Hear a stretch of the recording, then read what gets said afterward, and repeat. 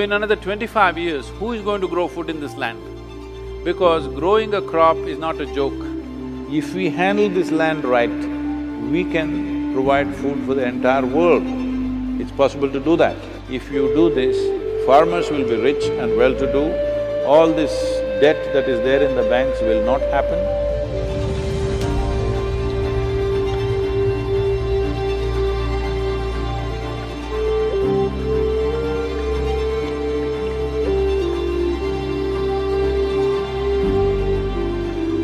One of the greatest achievements in this country, we have built businesses, we have built industries, we are going to the Mars, all this is wonderful. But the greatest achievement in this country is our poor illiterate farmer with little infrastructure, almost no technology. Just with traditional knowledge, he is able to produce food for 1 billion people. This is the greatest achievement. But right now we're pushing the farmer to a place where thousands of them are committing suicide. If you want, you go about and ask, how many of the farmers want their children to go into farming? You will see it's less than 15%. So in another 25 years, who is going to grow food in this land? Because growing a crop is not a joke. Tomorrow morning, you can't go to the field and grow a crop. There is a traditional knowledge which is so valuable.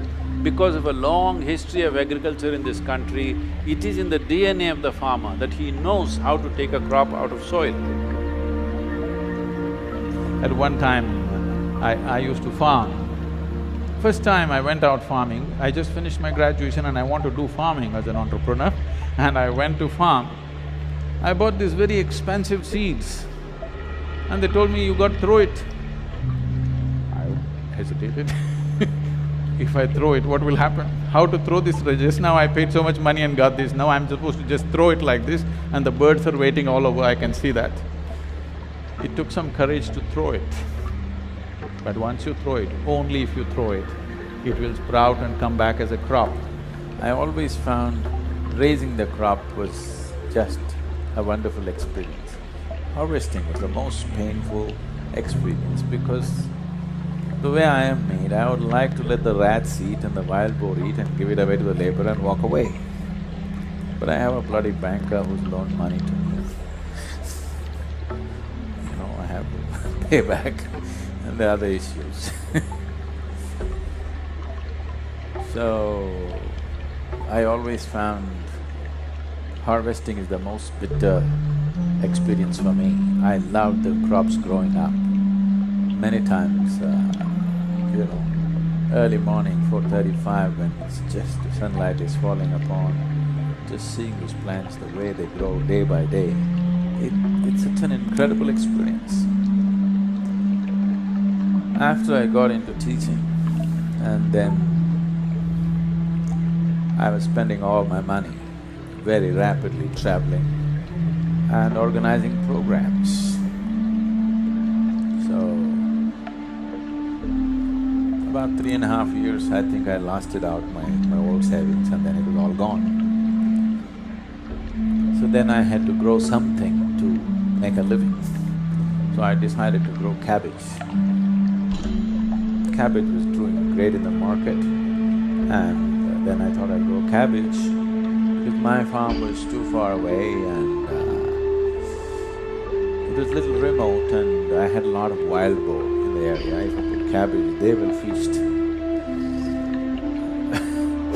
So I decided I asked my friend and he gave me a few acres where he had the facility. He said, you do it in my farm, he had a home there.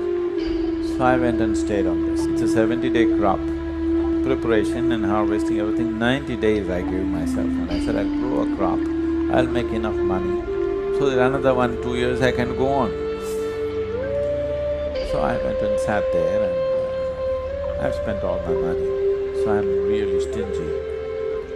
Even if I have to ride back home, I'm thinking of the gas, so I'm trying to make some simple meal there and survive.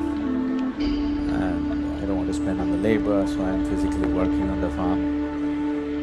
So these things, like cabbage is a very hybrid cabbage, expensive seeds there. So we grow it in a tray first, inside the house. Then they all come up like this, then we take each one of them and transplant them. So I don't want to give it to any labor because if they just do this, each one of them costs money. So I sit there and if you put it in the day, the survival rate will be low. So evening after sunset, I will sit down and work till 1 AM. Planting with a torchlight. It has to be in a straight line, so put a rope to tie a string and… So I did all this back-breaking work and then these things grow very fast. In about 12–15 days, they're forming tiny little cabbages. This is the month of November and Mysore is most of the time misty and foggy in the mornings. Morning mist and sunlight, I just sit there. I want to see the first light when it falls on these cabbages. It's the most incredible scene, you know. It's like almost you're delivering 10,000 babies. Feels like that, each one of them just every day they're getting bigger. And I sit up in the morning so that… one thing I like to watch them, another thing, I don't want somebody to eat them up.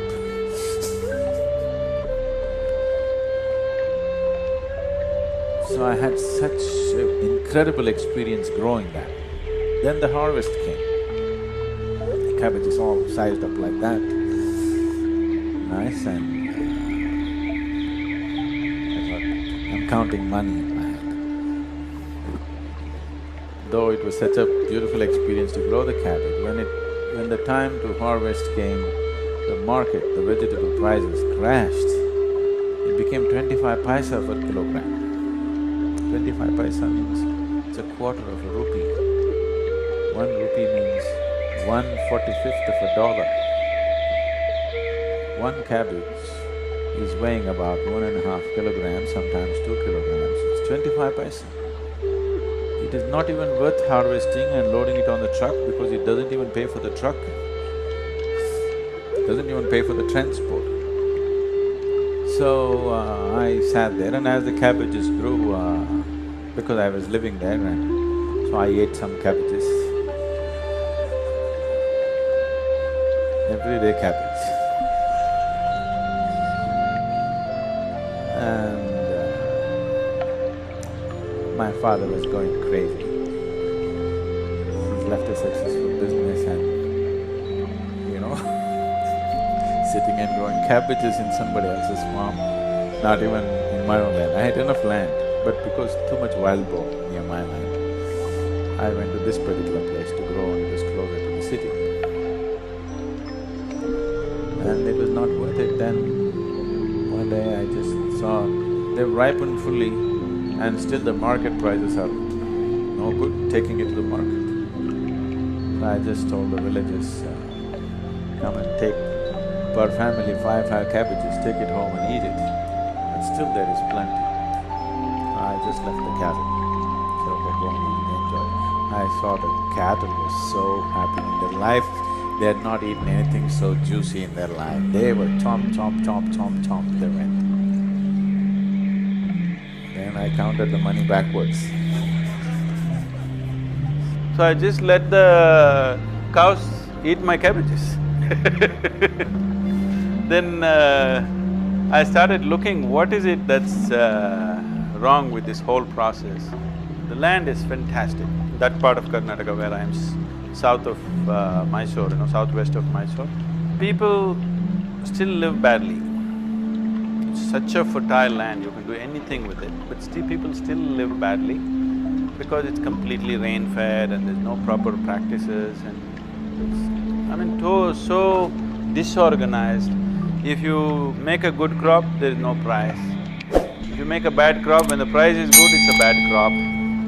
It's alternating like this, between bad crop and good price and good price and good crop and bad price is a regular situation in the farming community. Right now, one reason why farming is not succeeding is soil is weak, so water is scarce.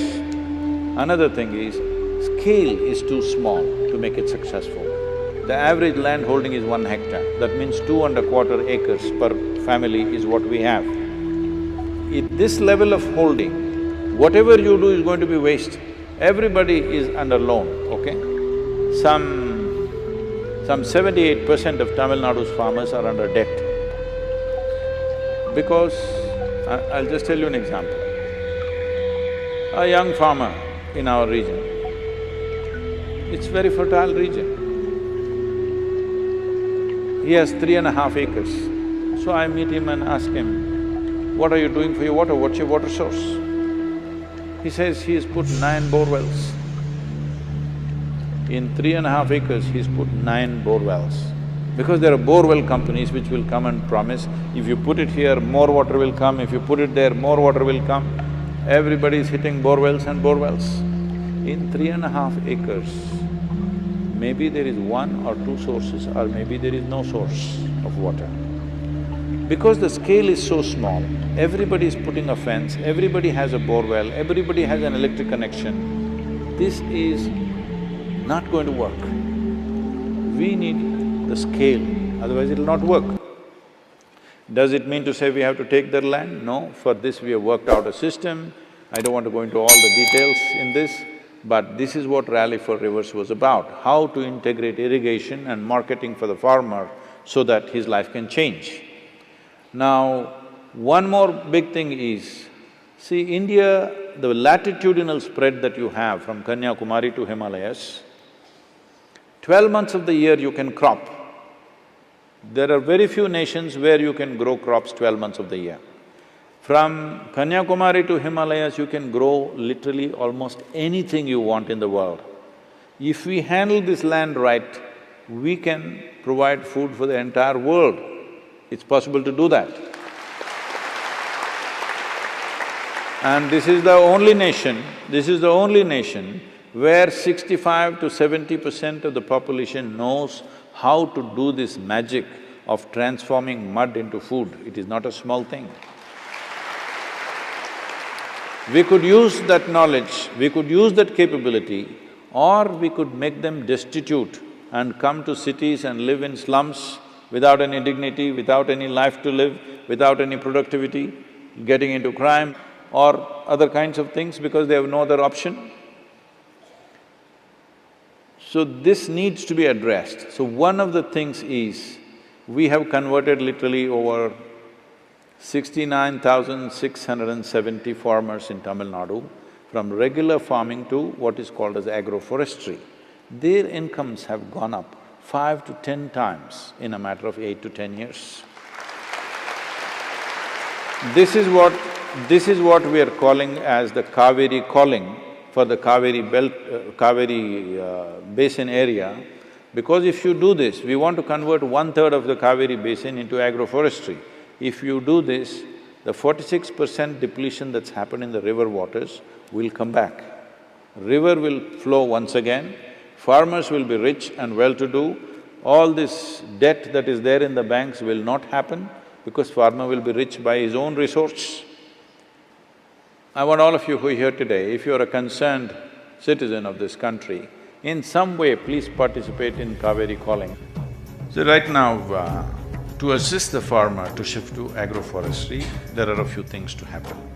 One thing is the saplings, large-scale development of saplings. We are looking at, in 12 years, to plant 242 crore trees, that is 2.42 billion trees. This is not like we are going to go and physically plant everything. This will be done on farmers' land by them, but we have to support it. So, we have about 32 nurseries spread across Tamil Nadu. So, we have planted over 35 million trees in the last 18 years, all on our own steam. Now this needs to scale up big time, so we have clear-cut plans how to multiply this. Today there's tissue culture, we have all the technologies, everything, we've assimilated all these things properly. Now to act, we are looking at taking in all the aspects. It costs about 42 rupees per sapling, not a very big cost. So, you don't have to plant just one. This has to be done in a planned way, we must execute this, otherwise this nation is sitting on too many problems and too many possibilities also. But to convert problems into possibilities, every citizen has to stand up and do what needs to be done.